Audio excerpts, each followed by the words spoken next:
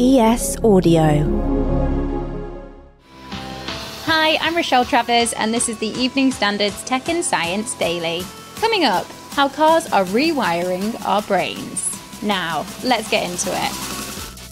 The UK government is announcing plans to robustly regulate cryptocurrency. A consultation is being launched on the proposals following a turbulent period for the crypto market, which saw the sudden collapse of major exchange FTX and the falling value of Bitcoin, as well as other challenges. Under the plans, there would also be new regulations to stop pump and dump schemes, where individuals artificially inflate the value of a crypto asset before selling it, as well as measures to ensure customers' assets are returned to them if a crypto business goes bust. Research suggests that planting trees could cut deaths from high summer temperatures in cities by a third. A modelling study led by the Barcelona Institute for Global Health found that of the 6,700 premature deaths linked to higher temperatures in European cities during 2015, one-third could have been prevented by increasing urban tree cover up to 30%. It also showed that this could lower temperatures by 0.4 degrees Celsius. Currently, the average amount of tree cover in European cities is 14.9%. Next. Turns out cars are rewiring our brains to ignore all the bad stuff about driving. If you go out in the street, you will see people demanding that you get out of their way and screaming at you for not doing so, in a way that they would never do in any other context. Professor Ian Walker, an environmental psychologist at Swansea University, set up a study to test whether we do have unconscious bias when it comes to cars and driving. His research asked participants whether they agree or disagree to a series of statements. We asked, should people drive in public where other people have to breathe the fumes, versus should people smoke in public where other people breathe the fumes? And there was an enormous difference. The nation were very clear that you shouldn't make people breathe cigarette fumes, but breathing car fumes is fine. But why does this unconscious bias exist? Well, Ian told us there are signals in everyday life that promote a bias towards cars. If you go out in the street on foot, you will have to stop at every single side road and wait for the motorists to get out of the way. You will watch a film and see James Bond driving aggressively and dangerously.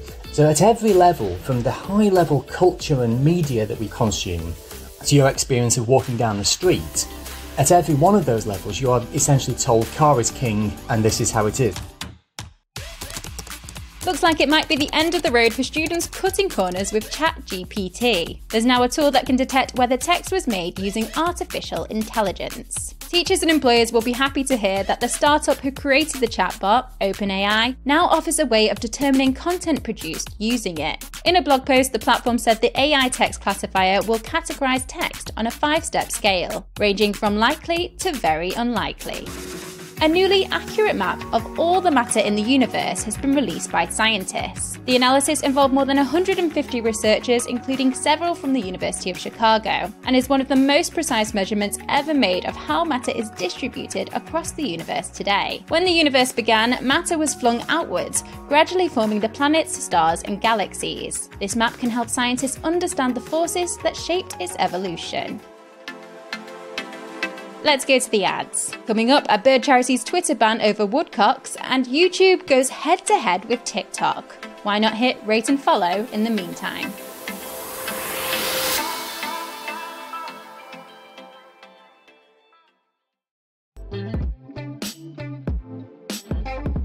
Welcome back.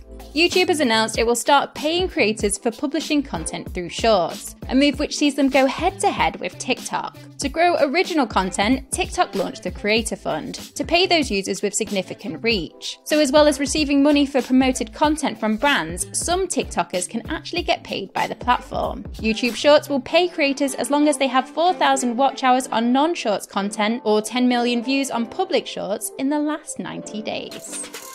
Now, Blue Squad, ready. Orange Squad. Meta is shutting down Echo VR, one of the most popular and long-standing multiplayer VR games. Echo VR has had quite the journey since it originally launched as an Oculus Rift exclusive title in 2017. In 2020, the game also made the crossover to Quest. Shortly after, Meta announced it had acquired the game's developer, Ready at Dawn. In an announcement, they said the main reason behind the latest move is because the studio is coming together to focus on our next project. Servers are set to be turned off on the 1st of August.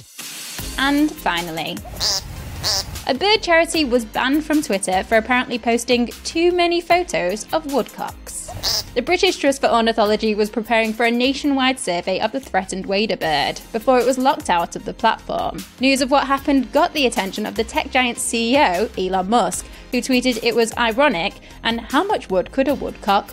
The PTO has now successfully been able to get back into their account.